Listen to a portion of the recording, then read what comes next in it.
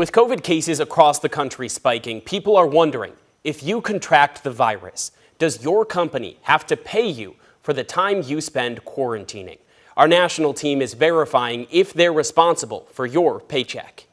Our sources for this story are attorney Stephanie Rapp-Tully and the American Rescue Plan Act of 2021. We asked her, are there federal government mandates requiring your employer to give you paid time off if you contract COVID-19 and are unable to work? So originally there was the American Rescue Plan Act in place that required the federal government to give paid time off. However, that expired. But at this point, there's no, let's say, additional leave that the federal government gives for contracting COVID. We cross-checked that with the American Rescue Plan Act and found that it expired back in September.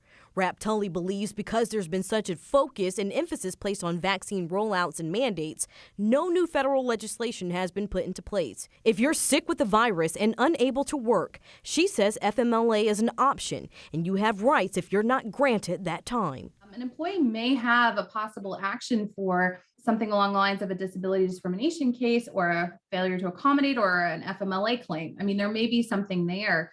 If an employer says, no, you have to come back, you're out of PTO, and you're still within the CDC guidelines of when you're supposed to stay home in quarantine. Leave without pay is another option Rapp-Tully says you have when you're out of pay time off and unable to work. It's money deducted from your paycheck. So they can offer leave without pay situations for somebody who cannot come back, which of course is not very, doesn't help an employee very much who's struggling with COVID, but that's currently where it stands.